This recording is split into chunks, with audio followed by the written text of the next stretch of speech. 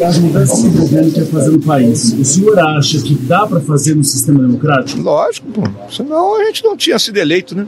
Carlos Bolsonaro, vocês perguntem para ele, né? Presidente, cabe fazer alguma transformação no país que não seja pela via democrática? O Senado Federal, o Parlamento Brasileiro, a democracia está fortalecida. Então, uma manifestação ou outra tem, da minha parte, o meu desprezo. Só com a democracia é que nós podemos ter um país soberano, livre e capaz de produzir políticas sociais e políticas econômicas. A declaração dele simplesmente é espantosa, né? Acho que ele não estava num bom dia. Não há como se admitir uma declaração dessa de um político. Não se pode duvidar da democracia enquanto o melhor regime de governo para que conseguimos resolver os problemas desse país. E o vereador Carlos Bolsonaro não poderia nem exercer o seu mandato numa ditadura. Do presidente em exercício Hamilton Mourão, indiferença e a defesa da democracia. Do presidente do Senado, Davi Alcolumbre, desprezo. Na direita, a contrariedade dos governadores de São Paulo, João Dória, e do Rio de Janeiro, Wilson Witzel. E na esquerda, o repúdio do deputado federal, Marcelo Freixo. Todos reagiram ao vereador licenciado do Rio, Carlos Bolsonaro, que na segunda-feira escreveu a seguinte postagem no Twitter. Por vias democráticas, a transformação que o Brasil quer não acontecerá na velocidade que almejamos. E se isso acontecer? Só vejo todo dia a roda girando em torno do próprio eixo e os que sempre nos dominaram continuam nos dominando de jeitos diferentes. Na terça-feira, Carlos voltou à rede social. O que falei? Por vias democráticas, as coisas não mudam rapidamente. É um fato. Uma justificativa aos que cobram mudanças urgentes. O que jornalistas espalham? Carlos Bolsonaro defende ditadura. Canalhas. O que o filho do presidente, que tem papel decisivo na estratégia de comunicação do pai, pretende com esse tipo de afirmação? Quais as intenções e as consequências de se questionar a democracia?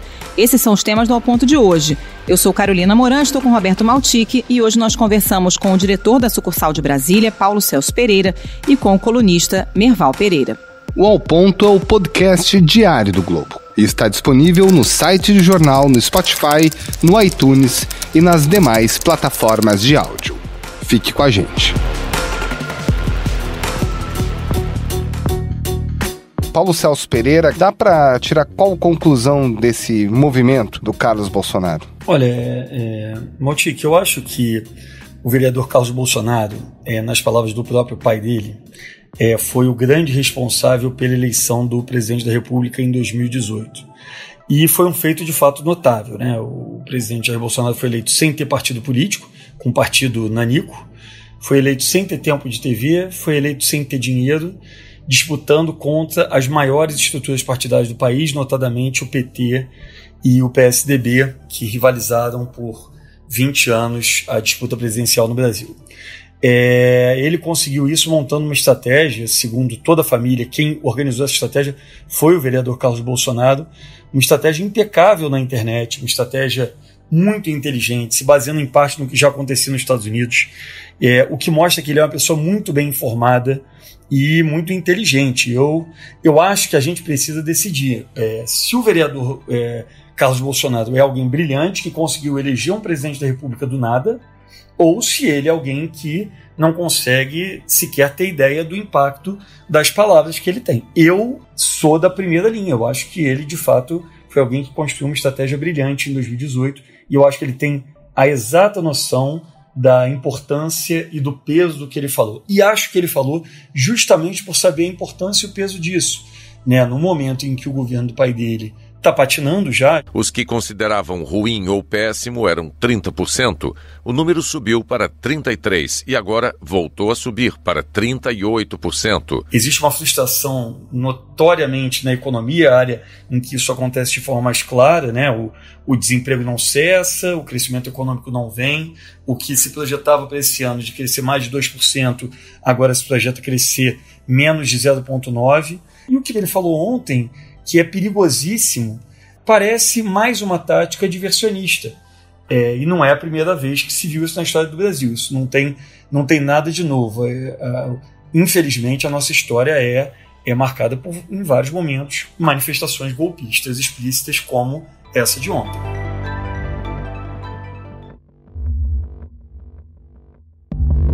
Agora, Paulo Celso, é uma cortina de fumaça, como você está falando, né, para encobrir outras questões negativas para o governo, ou pode ser também uma tática eleitoral, de falar mais uma vez para os convertidos, insuflar a militância? Ele depois disse que foi mal interpretado pela mídia, falou mal dos jornalistas. É uma forma também de mobilizar a base bolsonarista mais fiel, né? É claro que Carol. Isso, sem dúvida, tem um componente de manter acesa a chama dentro desse grupo mais radical do bolsonarismo, que, segundo a última pesquisa da Datafolha, é de cerca de 12% da população.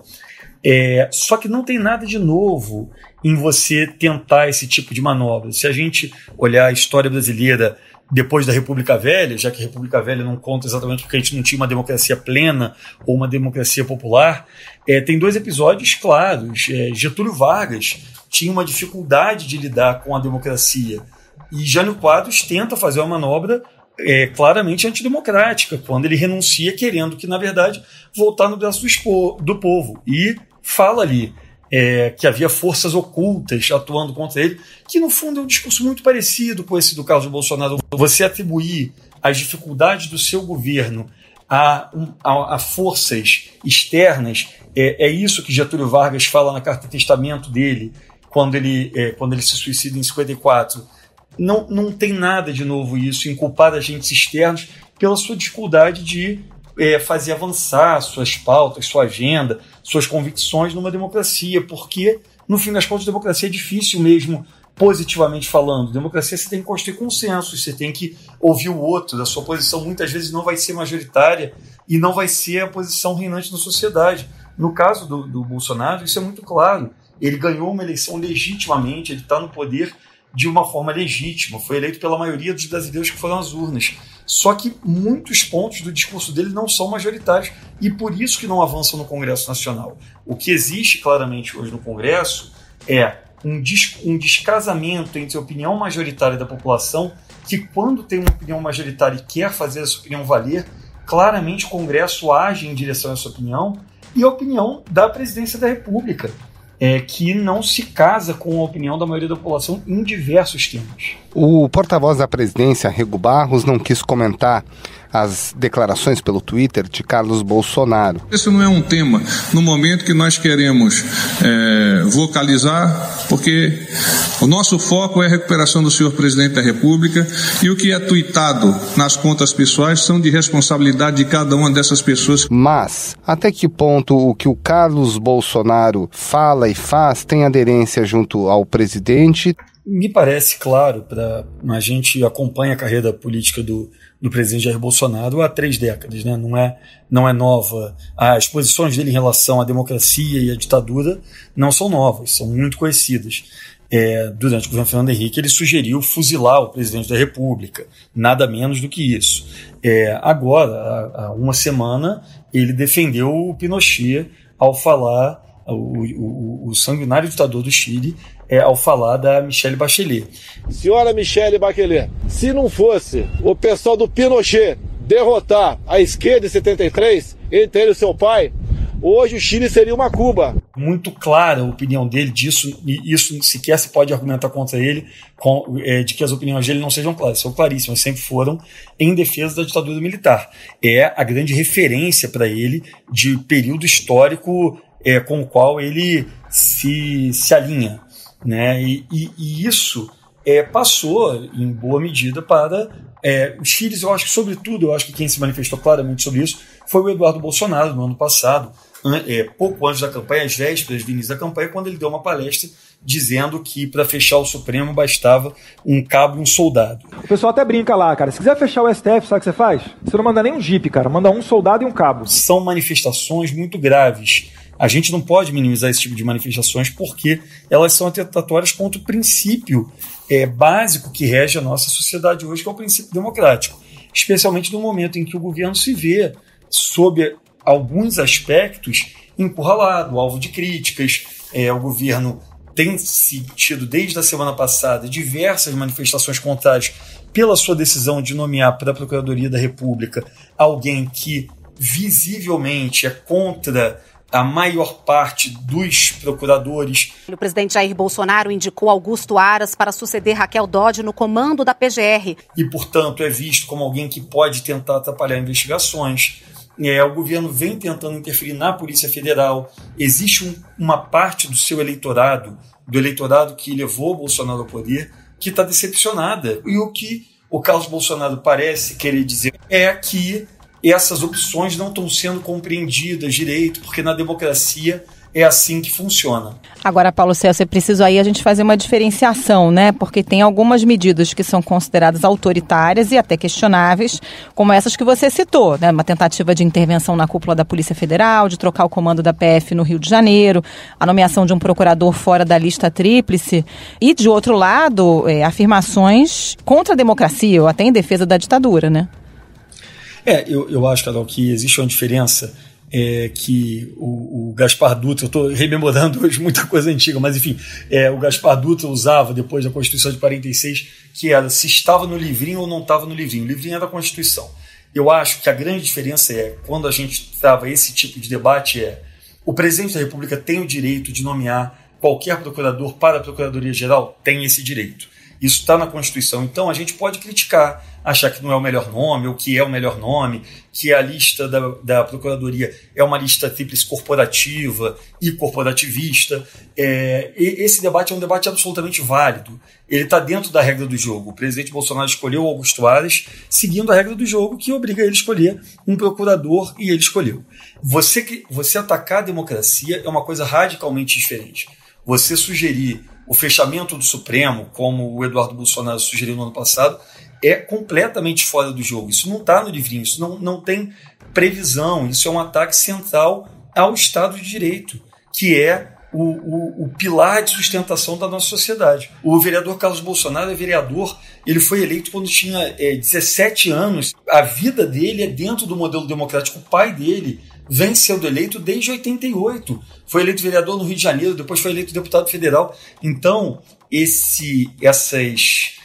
manifestações golpistas, essas manifestações antidemocráticas, são ao mesmo tempo uma suprema ironia para a família Bolsonaro, porque eles chegaram ao poder pelo voto legítimo, pelo voto direto, eles foram escolhidos pela população. Paulo Celso, obrigada pela participação. Até a próxima. Obrigado. Valeu, Paulo Celso. Um abraço. Merval Pereira, muito obrigado pela participação no Ao Ponto de hoje. Em primeiro lugar, o Carlos Bolsonaro, depois de fazer esse primeiro comentário no Twitter, logo em seguida, no dia seguinte, diz que está sendo mal interpretado e inclusive culpa a imprensa, os jornalistas, por uma suposta interpretação equivocada de sua fala. O Carlos Bolsonaro tem essa mania. Toda vez que ele faz alguma coisa que repercute mal, ele atribui a culpa aos outros, especialmente à imprensa. Isso parece uma tática. Ele joga as ideias que ele tem e depois testa a reação da opinião pública, né? Nesse caso, por exemplo, a família Bolsonaro, não só o Carlos, como o pai, o irmão Eduardo, eles costumam fazer comentários que soam como uma ameaça à democracia. Carlos Bolsonaro não falou nada demais. As coisas numa democracia demoram porque exigem debate. Ele falou só isso. O presidente Bolsonaro disse que reclamam muito dele, mas que ele ainda não baixou a burduna. Quando ele apresentar a burduna, que muitos o seguirão. Então, é uma visão de democracia muito complicada. O presidente Bolsonaro já disse que não deve atenção, não deve obediência a ninguém, a não ser ao povo, ao seu eleitorado. Se me permitem os políticos, primeiro saudar o nosso patrão, o povo brasileiro. O que não é verdade. Ele deve obediência às instituições nacionais, ele deve obediência à lei. Então, a visão dele de democracia é muito relativa e parece que os filhos vão pelo mesmo caminho. Agora, Merval, Carlos Bolsonaro é um vereador eleito, né? Tá ali cumprindo seu mandato. Pode ser considerado no extremo, no limite, até uma quebra de decoro, uma declaração como essa? Não há dúvida nenhuma que ele não se comportou como exige o decoro parlamentar. Então, qualquer pessoa, qualquer parlamentar correria sério risco de ser representado na comissão de ética. Ele, aparentemente, se considera inimputável. Ele já disse várias coisas que não devia ter dito, nem como pessoa, nem como parlamentar, muito menos como parlamentar, mas ele se considera em condições de expressar esses pensamentos, que evidentemente é um pensamento que ele aprendeu em casa, porque o presidente Bolsonaro, em diversas ocasiões, já se pronunciou sobre temas polêmicos que não levando em conta a democracia, não levando em conta os limites que as instituições impõem ao presidente da República. Né? Um dia, se o presidente da OAB quiser saber como é que o pai dele desapareceu no período militar, eu conto para ele. Ele não vai querer ouvir a verdade. Agora, Merval, até que ponto existe algum risco real? Porque existe essa guerra ideológica, mas o sistema tem pesos e contrapesos, né? A gente vive num sistema democrático. O Bolsonaro, para aprovar qualquer tipo de reforma, tem que passar pelo Congresso. Tem o Supremo também como guardião da Constituição. Então, até que ponto existe alguma ameaça real à democracia? Olha, eu não acredito que o Bolsonaro tivesse apoio institucional para dar um golpe. Não vejo isso.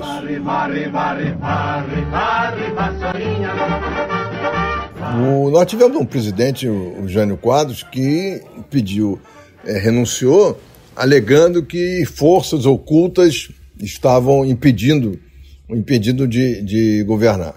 Achou que o povo fosse buscá-lo de volta e acabou tendo que viajar para o exterior e não teve esse apoio popular que achava que ia ter. O Bolsonaro, certamente, ele acha que o povo vai atrás dele. Ele recentemente deu uma entrevista à Folha de São Paulo dizendo sobre levantar ainda não levantei a borduna e quando levantar muita gente vem atrás de mim. Isso é uma ameaça, não sei se seria o termo, mas de qualquer maneira uma advertência aos adversários, né? Se eu levantar o tom, vocês estão reclamando, mas se eu levantar o tom, tem muita gente que vai me acompanhar, né? Isso o Lula fazia muito. O Lula, no governo ou fora do governo, ele fazia muito. Você deve ser lembrado chamar o exército do Stedley e coisa desse tipo. Eu quero paz e democracia. Mas se eles não querem, nós sabemos brigar também. Sobretudo quando o João Pedro Stedley colocar o exército dele do nosso lado. Então essa bravata de governos autoritários, acho que no Brasil, até o momento, não encontra eco na realidade, né? Acho que não, acho que, como você lembrou, as instituições que o Bolsonaro ataca com frequência, Congresso, Judiciário, imprensa, eu acho que as instituições reagem a cada fato desses, como estão reagindo agora com relação ao Twitter do Carlos Bolsonaro, e isso vai colocando limites. Agora, me parece também estratégica a atitude do Bolsonaro e dos seus filhos de ir testando os limites. O Bolsonaro fala muito todo dia e eu acho que além de testar os limites, até testar o que ele pode dizer, o que não pode, até ver até onde ele pode ir sem ser contestado, ele também lança muitos assuntos ao mesmo tempo, um atrás do outro, e confunde o debate público, né? Porque ele todo dia tem uma novidade e acho que é estratégico, acho que é para diluir todas as polêmicas que ele lança. Merval, obrigada pela participação. Até a próxima. Até a próxima, Carol, Maltico. Valeu, muito obrigado, Merval. Um abraço. Esse foi o Ao Ponto de hoje, o podcast diário da redação do Globo. Nessa conversa a gente conta com a participação de toda a equipe do jornal, as mesmas pessoas que levam até você informação e análise de qualidade todos os dias. O Ao Ponto está disponível no site do jornal, no Spotify, no iTunes e demais plataformas de áudio. E você entra em contato com a gente pelo e-mail podcast@globo.com.br. E antes de encerrar, um lembrete. Hoje é quarta-feira, dia do segundo episódio do podcast especial Negra Voz com o jornalista Thiago Rogero. Nesta edição, uma entrevista com Conceição Evaristo, a escritora homenageada do Prêmio Jabuti deste ano. A minha família, as mulheres que me antecederam, frequentaram muito pouco a escola, ninguém chegou a completar nem a 4ª série primária. E também a história da maranhense Maria Firmina dos Santos, a primeira mulher a publicar um romance abolicionista na América Latina e também a primeira autora negra a publicar um romance em todos os países de língua portuguesa. Hoje eu tenho uma fortuna crítica muito boa, tanto aqui no Brasil, como nos Estados Unidos, como na Europa agora, na França. Quer saber mais? Entre em oglobo.com.br e confira todas as notícias e reportagens especiais. A captação do áudio ficou com o Maurício Belli e a edição é do João Guilherme Lacerda. Tchau. Até mais.